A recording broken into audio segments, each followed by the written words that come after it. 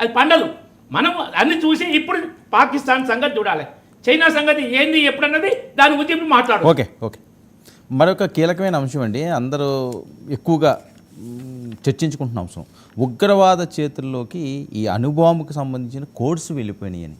అది ఎంతవరకు నిజమో ఏంటో తెలియదు. ఒకవేళ అదే కానీ జరిగితే చాలా దారుణమైన సిచ్యువేషన్ వస్తుందని దాన్ని దేనికైనా తెగిస్తారండి. మీకు ఒక మాట చెప్పనా, ఇవాళ భారతదేశం ఒక శాంతి కామక దేశం.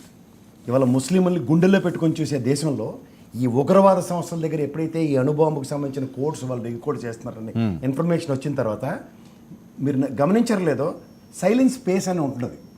22వ తారీఖు బాజీగారు బాగా చెప్పారు, 22వ తారీఖు నాడు జరిగిన 26 ప్రాణాల బలిదానంకి ఇవాళ 2వ తారీఖు సార్ ఆల్మోస్ట్ 7, 8, 9లో స్టార్ట్ అయింది ఈ దుకాణం వాళ్ళకి.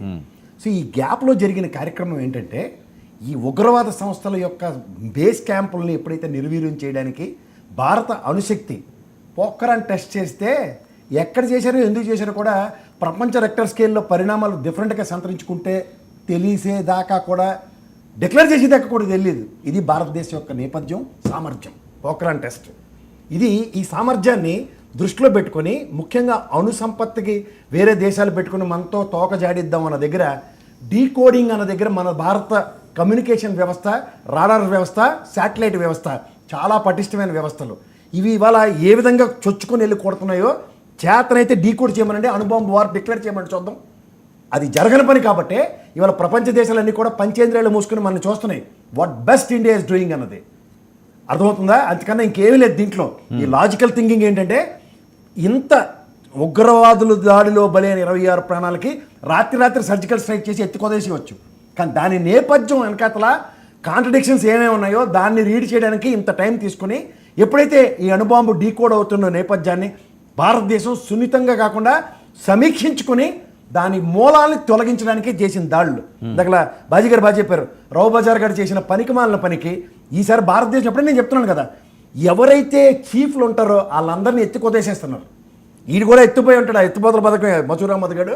ఓన్లీ నా కుటుంబం అంతా చచ్చిపోయారు, నేను బతుకున్నాను పెట్టకథలు చెప్పుకొని కాలక్షేపం చేస్తున్నాడు. ఆకాశరామన్ ఉత్తరాలను అతి దగ్గరలో ఈ కాలరాత్రి దాడితే వాళ్ళు బతికి బట్టకట్టినట్టే. ఎందుకంటే ఉగ్రవాద మూలాల్ని పూర్తిగా నిర్మూలించడానికి భారతాన్ని ఎప్పుడైతే కంకణం కట్టుకుందో సశేషం. అంతే గుర్తుంచుకోండి. రైట్. ఒక్క నిమిషం.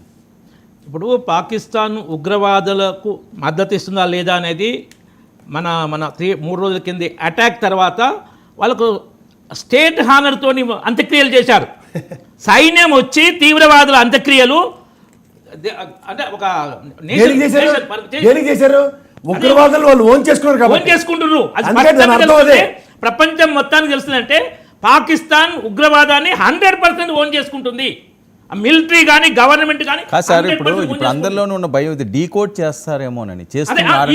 ఇవి న్యూక్లియర్ విషయంలో మన defence experts, even prime minister గారు కాకుండా chiefs, army chiefs, air force chiefs వీళ్ళంతా ఉన్న ఎక్స్పర్ట్స్ ఉంది కదా, వాళ్ళు దేనికి ఏం చేయాలని అన్ని ప్లాన్గా రెడీ చేసి పెట్టుకుంటారు. S-400 న్యూక్లియర్ ఆర్మ్స్ అక్కడ లేచినా ఇక్కడ ఐడెంటిఫై చేస్తుంది. 400 కిలోమీటర్స్ వరకు రీడ్ చేస్తుంది. 400 కిలోమీటర్స్ వరకు రీడ్ చేస్తుంది.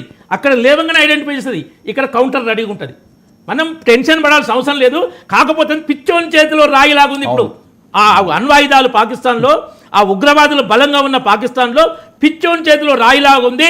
దాన్ని మనం ఏంటంటే నో ఫస్ట్ యూజ్ అనే దాన్ని ఉన్నది. అయినా కానీ అవసరం వస్తే ప్రభుత్వము ఒక దృఢమైన నాయకత్వం, తెలివిగల నాయకత్వం, ఒక గొప్ప సైన్యం, ప్రపంచంలోని ఒక గొప్ప సైన్యం ఉంది కాబట్టి దానికి సరి అయిన చర్యలు తీసుకుంటారు. మనం మీ ఛానల్ ద్వారా దేశ ప్రజలకు మనం ముఖ్యంగా తెలుగు విజ్ఞప్తి చేస్తే, మనం ఎలాంటి టెన్షన్ పడాల్సిన అవసరం లేదు. న్యూక్లియర్ ఆర్మ్స్ టెర్రరిస్ట్ ఏమైనా యూజ్ చేస్తారా అని.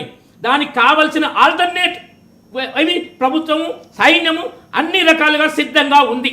ఓకే బషీర్ గారు ఈ ఆందోళన చాలా ఎక్కువగా కనిపిస్తుంది.